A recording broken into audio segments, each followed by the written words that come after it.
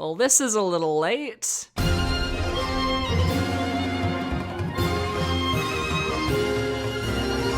Hello there guys, Billybae10K here, bringing you another video. I had planned to talk about my top games of 2020, like I usually do at the end of the year, but while writing the script for that video, I realized that I'm kind of limiting myself with this content.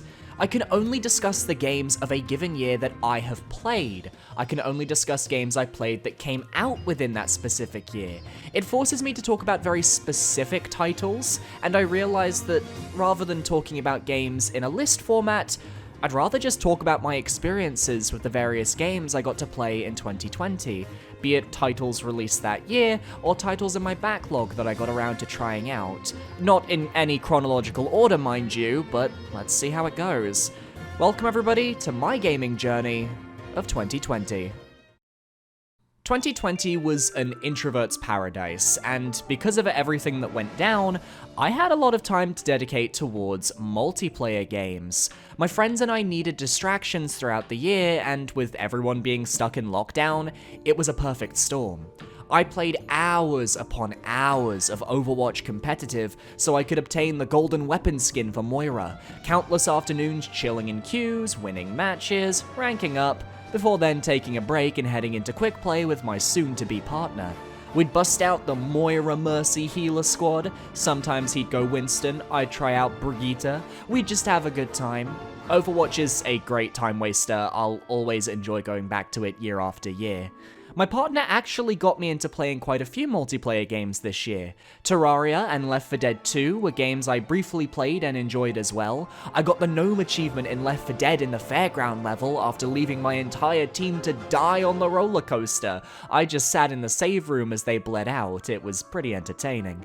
We tried out Terraria's new Journey mode in a group, and while I honestly never got into Terraria, believe me I tried, I had a great time chilling in my friend's world as they did stuff, soaking in achievements every time they killed an intense boss, while sleeping in my soon-to-be partner's bed because I'm an absolute fucking simp.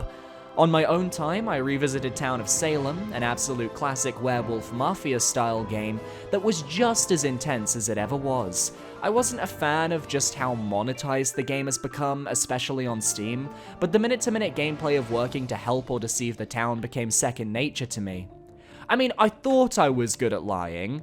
Then I played Among Us for the first time. Who would have guessed that the two biggest multiplayer games of the year both involve little bean boyos? The battle between Among Us and Fall Guys Ultimate Knockout was, perhaps, the most intense battle I've ever seen. Fall Guys started off incredibly strong out of the gate. It scratched that itch for game show-based video games. It was like being able to play a round of Takeshi's Castle, but in a video game. It had great customization, the minigames were unique and interesting, but as someone who grinded to level 40 in Season 1, I can't say my experience was worth it. The lack of usernames on Steam took away some charm the game otherwise had, while rampant hackers ruined the first half of Season 1 for many. Locking most of the interesting costumes behind exuberant amount of wins was a baffling decision. I really wanted that Gris costume. I played for 3 days straight trying to get the crowns, but it just didn't happen. There needs to be some form of currency balancing so people with too many kudos points have something to spend them on. Wins are fleeting in a game for a casual player, and I considered myself above the grain in that regard. So if I was struggling, imagine how people who don't normally play these types of games were feeling. And with all due respect to the Fall Guys Twitter account, the naming schemes like Big Eaters were funny at first, but can we please keep that in 2020? Among Us, on the other hand, was an entertaining microcosm of the classic Mafia format. Crewmate or imposter, do your tasks and win, eject the imposters and win, kill the crewmates and win. It was the perfect multiplayer game to really take advantage of friends just wanting to chill and have a good time. Constant serotonin was injected into you by finishing tasks or pulling off a successful kill. Every victory felt earned. Every defeat, you felt you could have done that differently. As you play with your friends, you realize their tics, how they function, how they lie. When AOC is playing your game at record-breaking Twitch views, you know you've struck gold. Ironic, given Among Us was released back in 2018. I even remember YouTubers making videos on the game at the time, and that was that. I'm happy for the Among Us crew. They worked hard and got the recognition they deserved, even if I personally didn't play too much of it myself. I was always awful as the imposter, so I settled for watching videos on the game instead. Among Us and Fall Guys are games I want to go back to at some point, but I need a little bit of time. Now, if you want to know my multiplayer game I sunk the most time into, with a healthy 149 hours, let me remind you guys of a little game you might have forgotten called Dead by Daylight.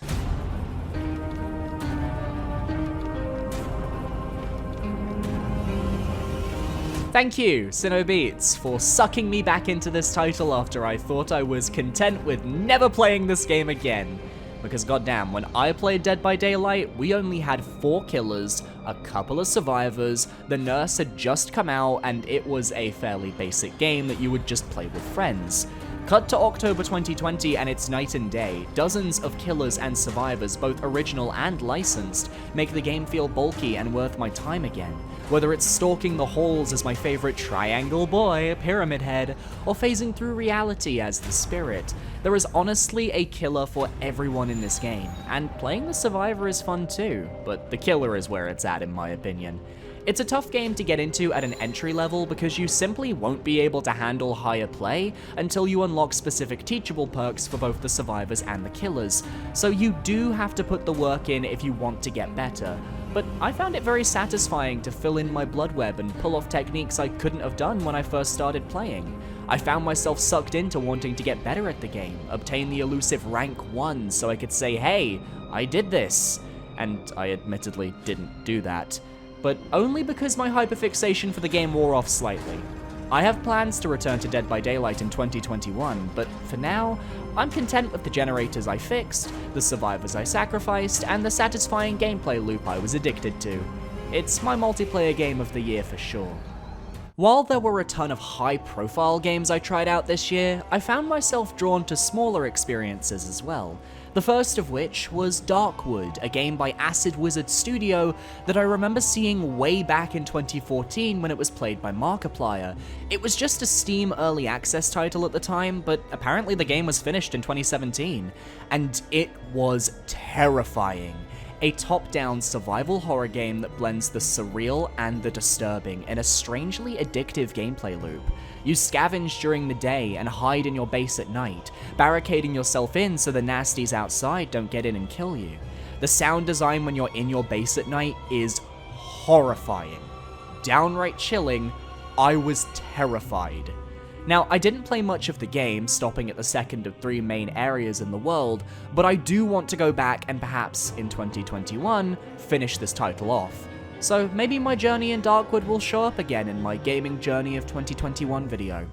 Before we hop back to some smaller titles though, let's stick with horror for a moment and discuss my ability to finally complete Alien Isolation. That game has been a thorn in my backlog for years. I've tried to play it in the past, never beat it. Finally, I did on stream, and it was a fabulous game to play through. The alien is terrifying, the musical score kept me engaged, as the string orchestra on my back kept ramping up that tension every time the xenomorph was near. I just wanted to beat the game, and getting to the end of Amanda's journey left me feeling very satisfied with the horror games I played this year. Hopefully next year I'll be able to jump into Resident Evil 3 Remake when it's a bit cheaper on the market. Although I did play Resident Evil HD for the first time, albeit on the easiest difficulty setting because I wasn't looking for a challenge, I think my partner is still judging me to this day because I said I didn't like tank controls. Now, back to some small indies. One title I finally got to play this year was Gris. I made a review of the game that I'm incredibly proud of, so I'll link the video in the top right corner, and you can listen to Billy from April 2020 tell you about his time with Gris. But just know it was the perfect game for me to play when I was feeling at my lowest thanks to a cancelled trip to see my soon-to-be partner for the first time due to COVID-19. And most recently, I got to play a couple of indie titles last December to round out my year. I got around to finishing Papers, Please after watching my partner stream it to me in private, Yorgi is Best Boy, Obristan Above All, Down with Arstotska. I got around to playing an indie roguelike darling that everybody loved for its tight controls and interesting world. Yes, of course I'm talking about Dead Cells. Okay, hear me out. I may be a bit late on this, but Dead Cells was the Hades of 2018, so I would like to discuss it even if I'm like 2 years too late.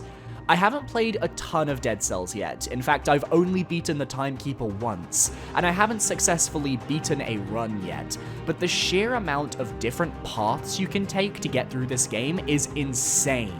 It plays so smoothly, the weapons feel fun to use, there's a massive variety, and I love the cell mechanic used to upgrade and unlock new weapons and mutations. There's always a sense of progress in Dead Cells, to the point where every death is an upgrade in some way. I've got all the important runes unlocked, and I'm gonna keep playing this game into 2021, so maybe I'll have different thoughts at the end of the year, but Hades will have to wait until I'm done with Dead Cells, one roguelike at a time, thanks. That being said, I may not have played Hades, but I did play Supergiant's second game, Transistor. It's a title I always wanted to play, as the premise was so unique, and it was quite fun. It blended tactical gameplay with the classic isometric view that this company is known for. You can see elements of Hades in Transistor, and while I think the story was ultimately a little bit too thin towards the end, the gameplay was challenging enough that it scratched an itch I was having at the time for difficult games. An itch I was having because I'd just finished Devil May Cry for the first time. And boy, Dante's first adventure was unique to say the least. I had a lot more fun with the Malay Island adventure than I was expecting. The battle system was fast-paced and frantic, the weapons were unique and stylish. Dante didn't have his signature wit, but he made up for it with cutscenes like getting impaled by Alistair and rising up the sword. And the battles with Neo Angelo were some of the best the game had to offer. And after I beat the game, I got to watch my partner run through the game as well, and he knows Devil May Cry in a way I will never be able to realize. He knew every secret, every combo, every tactic. But one thing we could both agree on? Fuck the swimming levels. The music was banging though. My desire for difficult games really culminated just 2 days before the year's end, however, as I decided to try out Getting Over It with Bennett Foddy, as it was cheap, on sale, I love a challenge, and I'd heard tales of people who just didn't know how to beat this game, and I wanted to chuck myself at it and see how I fared. It took a lot of time for me to get used to the controls of the game, but eventually I learned. I got up the Devil's Chimney, I shimmied across the house, I learned about Slide Skip to get up to Furnitureland, and I reached Orange Hell after trial and error. When I told my partner I was playing Getting Over It, he mentioned he stopped at Orange Hell because he felt content with his playtime. I said fuck that, I want to beat you because I'm a petty bitch, so on my third try, I made it up Orange Hell. I failed a lot, but I kept pushing. I got over the church, made it over Anvil Jump, crossed the floating platforms, and learned how to bucket jump. I climbed up the snowy cliffs, fell, ended up climbing back at Anvil, climbed again, and eventually I made it to the radio tower. And on the morning of the 31st of December, I beat Getting Over It with Bennett Foddy. And I have never felt more accomplished. It was like playing an old Minecraft parkour map with no checkpoints. An itch I hadn't felt in years scratched. And then I beat the game again with my knowledge in 57 minutes so I could get the second Steam achievement. Let's go! It's very fitting that after the year 2020, I played a game about dealing with adversity and persevering to come out on top. But I'll always remember the moment I failed on a rather tough obstacle and fell back to the beginning of the game. And Bennett said this quote to me. It will stay with me forever. "There are no regrets in life, just lessons." Jennifer Aniston. No one told you life was gonna be this way. Okay, we've covered most of the smaller games I've played this year, but there are a couple that I want to shout out before we get into the big boys that just didn't really fit into the script anywhere else. I finished off The Witness for the first time, streamed it at 3 AM with my partner, and we both pretty much agreed, fuck the last puzzles, we're using a guide. So we'll put a little asterisk on that game, but I finished it. I replayed Hyrule Warriors Definitive Edition to remind myself of how the game played, and it was pretty fun. I enjoyed it a lot. The music is Zelda metal, and I love just how many characters there are to play as. But there's not much else to say. Lots of content, too much for me to personally handle, was fun for what it was. I replayed Pokemon White and my first live-streamed Pokemon Nuzlocke, an event that really felt like I was bringing my community together. We made it all the way to the league, but sadly lost to Grimsley and his absolutely devilish Bishop. How does it know Aerial Ace? Smash Ultimate is obviously a big game I played, though really my hype was because of Steve and not much else, although Sephiroth, Min Min, and Byleth were cool. Steve got in, I was right, I fucking called it, I played him, I loved him, but I dropped off the game again soon after release because I remembered I'm not that good. I did collect all the spirits in single player though, aside from the Octopath Traveler and Origami King ones. I'll be getting them soon enough. I got my first experience with the Pikmin series, playing Pikmin 3 Deluxe. I can't help but feel the game ended too soon for my liking. It felt too short for what it was, which was a shame because I feel like the series is right up my alley based on what I played, but I have no way to play the first two games on modern hardware. Nintendo, get on it! And of course, I played a lot of Minecraft this year, as I do every year, but it took up a large portion of my life while I was producing the Amazing Race project. I'm really proud of how the 6-episode season turned out. The cast delivered, the crew was fantastic, my builders knocked it out of the park, and my editing was the best it's ever been. Please go watch it, links in the top right corner. Don't worry, you have time. I can wait. Alright, it's time to talk about the big games I played in 2020, the ones that shaped up the majority of my experience as a certified gamer. It all started in January 2020, when the Pokemon Company decided to make me cry for a few hours because they revealed Pokemon Mystery Dungeon Rescue Team DX, and the world was never the same again. Now, if I had a choice, I'd have remade the Explorers games because they are the best example of what Pokemon Mystery Dungeon can be. They have the great story, characters, dungeons, music. Not to say Rescue Team is bad, but so many people passed on this franchise and continue to pass on this franchise, and they wanted to understand why it was so good, and this just isn't the game to do that. Also, where the fuck are my basic attacks? I want them back. I'm grateful for other quality of life improvements though. These games feel both the same and very different to the originals, and for the most part they nailed this game with its own unique art style based on the original menu from the GBA DS games. The filter they use on the models themselves needs a bit of work though. That being said, can we please nerf the triangle in Defy the Legends? It sounds offbeat. If they remake Explorers, I'm praying they do not fuck up Dialga's fight to the finish, or I will go on the warpath. Don't you ruin one of my favorite OSTs, Spike Chunsoft. I swear I like this remake, guys. I just wanted a different remake. But it's okay, because we got two other remakes this year that blew me out of the water in terms of their quality. Xenoblade Chronicles Definitive Edition and Final Fantasy VII Remake. Xenoblade Chronicles was perhaps the most defining playthrough I had in 2020. Following Shulk's journey from Colony 9 to the Mechonis in search of revenge, and a way to end a senseless war, was fascinating. But the way the story twists and turns to make you see things in a new light, I understand why people adored this game back in the Wii era. The voice acting, at least for the main cast, is fantastic. Adam Howden as Shulk is the closest thing to perfect casting we will ever have. That man can scream.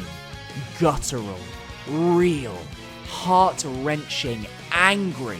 That man has a voice that will leave you shaken to your core. You also have Melia, voiced by Jenna Coleman, who went on to become a Doctor Who companion, and yet they still got her back for Future Connected, which I find just astounding. I wish she'd do an interview on it though, god damn it. The gameplay is fun too. I liked exploring the different locations, finding secret enemies to fight, doing side quests, just having a good time. I also enjoyed the simple battle system, as the Xenoblade Chronicles 2 system took so long to explain and wrap my head around by comparison. I didn't have that issue here. Just position yourself correctly, know your status effects, and go nuts. It really is the best version of Xenoblade Chronicles, and the game finally looks how the developers at Monolith Soft envisioned it. Meanwhile, Final Fantasy VII Remake is, well, it's Nomura being Nomura.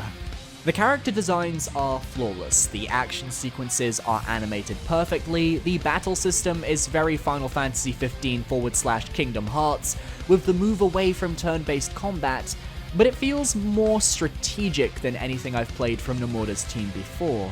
I haven't tried hard mode, but people say that is the true way to experience Final Fantasy VII Remake, and I'll take their word on it. I do think the game suffers from filler here and there, and for how big and hyped this game was, the world really isn't that large, and it's filled with weird mini-games like those bloody cranes and the ruined expressway that I'd rather forget exist. Still, when this game is firing on all cylinders, it's perfection. Square Enix can finally portray these characters in a way they couldn't do on the PS1. With the voice acting, facial expressions, body animations, it's like watching CG anime. The redone soundtrack is perfect for pumping you up for a battle, or making you feel many, many emotions, and that ending certainly leaves us all wondering just where Part 2 is going to take us. More questions than answers, I'd say. Speaking of games that left me with more questions at the end, I finally got around to playing 2018's God of War Boy Simulator. I'd given the game an attempt on stream in, I think, 2019, and I was awful. I wasn't good at the battle mechanics, combat was incredibly tough. It was a mess. Streamer curse, you know the drill. However, after playing the game on my own in the comfort of my own company, without that pressure, I found it was one of the most compelling experiences I'd had playing a game in a long time. The single camera take for the entire game was perfect at making the world feel alive, not like a bunch of levels loading in. The relationship between Kratos and Atreus was fraught with tension and trouble from the start to finish, but watching them go from Atreus hating his father to them finally being able to bond over the loss of their loved one, it was touching. Even if I wanted to fucking strangle Atreus multiple times because he decided to become a cocky little shit after finding out he was a descendant of a god. God damn it, I hate children! Okay, breathe, Billy, breathe. The various locations to explore in the game offered a lot of gameplay variety. The combat was fluid and comfortable. The Leviathan axe felt like a natural extension of Kratos' abilities, and I'd compare this game, design-wise, to the new Tomb Raider games. I'd often find locations off the beaten path that reminded me of traversing optional challenge tombs in Rise of the Tomb Raider. Even the optional areas like Muspelheim and Niflheim were a great experience. I love good optional content in games, and I'm extremely proud to say that I took down all the optional Valkyries, including the Valkyrie Queen herself. That's not something everyone can say they've done. Ragnarok is going to be one hell of a game. Just add more bosses that aren't reskins next time, okay, thanks, bye. But there was one other game in my backlog that I played for the first time this year that was a near-perfect experience that topped even God of War for me. This year, I finally played Nier Automata.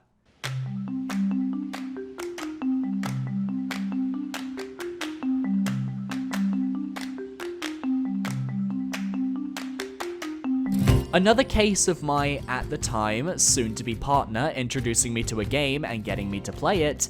Nier Automata was a game I knew nothing about before I started playing. I didn't know the story, I didn't know the full extent of the gameplay or the open world, and wow, just wow. Platinum Games, you are masters of your craft. This game was so perfect to control. 2B fights like Bayonetta, if Bayonetta had a little pod friend who could fire death beams of fuck you at your opponents every few seconds. The enemies were always great to battle as you could mow down hordes of machines in just a few moments with well-timed attacks, but also be vulnerable to damage yourself should you play carelessly. The story is, well, Yoko Taro is a madman, but a clever madman, I'll say that.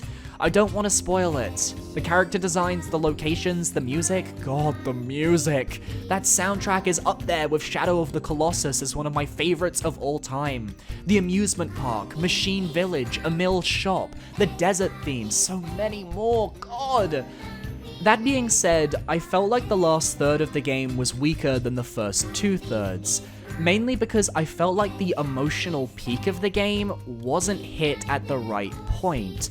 For me, the emotional peak of the game happens when you return to the tutorial area for a very emotional sequence of events, and everything after that just felt a little bit like a letdown by comparison.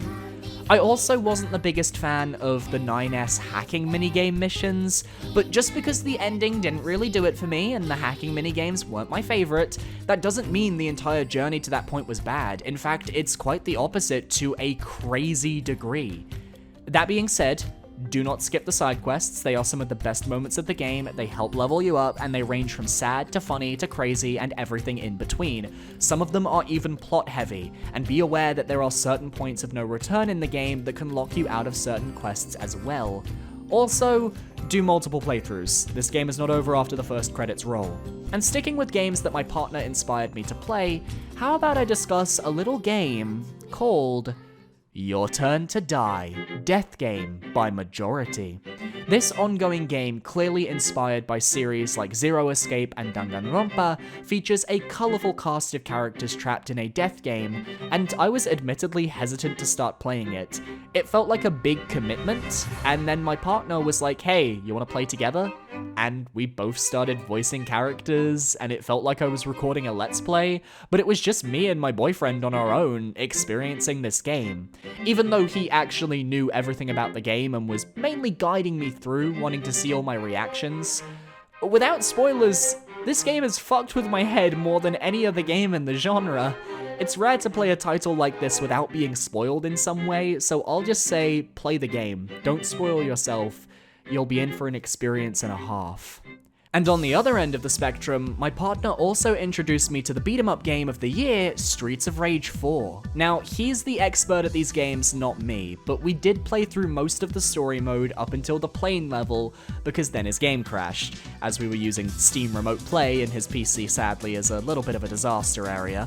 But suffice it to say, Streets of Rage 4 absolutely bops in terms of audio design and soundtrack. But the actual combos you perform also feel powerful, and each move has the right impact to it. It was a good time, and it made my partner smile, so that's a win in my book. There's a couple more games to cover, so let's get 3 more of them out of the way, shall we? Ori and the Will of the Wisps was one of my most anticipated games of the year. I've been waiting for it since E3 2018, and it didn't disappoint. It took a lot of inspiration from Hollow Knight though, I'm just gonna say that, from the charm system to how the game starts linear and opens up halfway through, but it's not a bad thing, not at all. The upgradable hub, the beautiful animations, Ori's new combat abilities, the stunning vistas, and the music. God, the music is great once again. And those animations! Play this game, please, for the love of God. Even though I did have issues at launch because the game wasn't optimized, but those have since been fixed. Paper Mario, the Origami King, also ticked a ton of boxes for me, from a stellar soundtrack to a tight and compelling narrative filled with a colourful cast of personality-fueled Mario characters. Bobby, Olivia, the 50 billion toads and minions, they made the game more enjoyable than I expected. And the ring battle system, while hit or miss for a lot of people, was a swing and a hit for me. I love puzzles, I love rings, I love battles, them bosses were fantastic, and this game goes to places that you just aren't expecting a Mario game to go to. Solid game. Animal Crossing New Horizons was a game I played for a week, dropped, and then proceeded to feel guilty over because my villagers are now alone on an island without me. Oh god, oh no. In reality, Animal Crossing isn't here because of my gameplay with the game, but because of how perfect the game was for everything else and everyone else in the world. It came out right as lockdown hit, and everyone was using it to communicate with friends and family. Hell, Elijah Wood visited islands looking for good turnip stonks, so clearly the game was doing something right. I'll probably go back to this game one day and see if I can get back into it myself, but I just want to respect that this game probably should have been 2020's Game of the Year. I'm sorry Last of Us Part 2, but you can't deny the second best-selling Switch game of all time that happened to tie into the themes of 2020 perfectly. It deserved that title, no matter what Jeff said at the Game Awards. And now, onto my 2 favorite games of the year, and the culmination of my gaming journey in 2020. Hyrule Warriors Age of Calamity and Ghost of Tsushima. These are without a doubt the two games I have had the most fun experiencing on my gaming journey this year. Age of Calamity is a game I had no idea I wanted until it was revealed. A blend of Muso and Breath of the Wild with the characters I wanted to know more about. More Rivali content? Sign me up. Master Koga is actually a well-written character? Well, I'll be damned! Age of Calamity felt less like the original Hyrule Warriors and more like Breath of the Wild. It was its own beast, its own element. And from the flurry rushes, the Sheikah Slate runes, the various different characters that all control differently in terms of movesets, and the more streamlined optional content, this game was made for me. Where the original Hyrule Warriors was bloated and impossible to penetrate, Age of Calamity felt doable. The cast was large enough that you had tons of different movesets, but not overly so to where it would become oversized. The original Hyrule Warriors, after all, didn't have that many characters in its original base game at 13, so I don't see why we should critique Age of Calamity when it has 18 characters, 20 if you include Link's other movesets. I was inspired enough to 100% complete this game. I don't 100% games very often, it hit that niche for me. It also helps that Rivali and Impa were absolute beasts in their own rights with their movesets. Rivali's air combos and Impa's clones are absolutely terrifying, and bosses and crowds will fear them. I don't understand how some people don't like Rivali's moveset. Do they just not use his air combos at all? It's downright broken in the early game as you unlock more of his combos through side quests. Oh, and can we talk about the soundtrack? While not the heavy rock of the original Hyrule Warriors, this is very Breath of the Wild inspired. It fits the setting, and while some fans of Muso games may feel a bit shortchanged, I think this soundtrack was fantastic. The Gerudo Desert theme as well as Rivali's battle theme are my favorite tracks by far. I just hope we get some DLC for this game, give us some extra content to sink our teeth into, give me playable Robbie and Pura, cowards.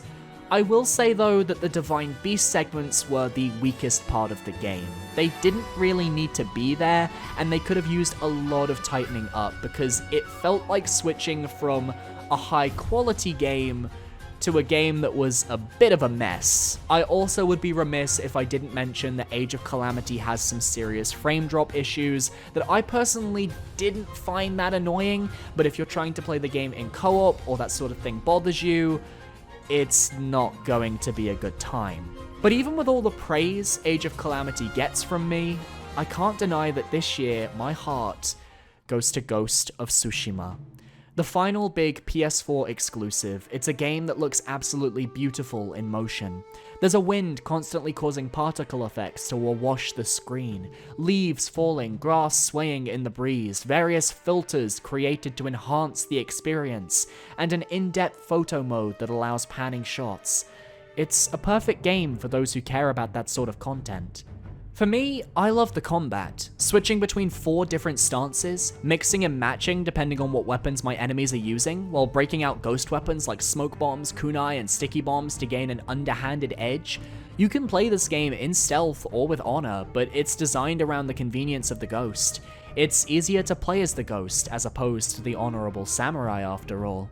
The story is fascinating, especially with Jin's struggle to meet the requirements of the samurai code, while also needing to adapt like the ghost when necessary. I found myself disagreeing with Jin at points. I found myself wishing that things could be different.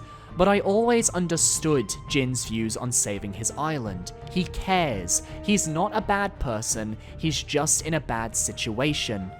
The game is almost like Breath of the Wild in terms of how much fun I've had exploring the open world, battling Mongols, discovering shrines or fox dens, pillars of honor, or even simping at hot springs. Hello, water graphics.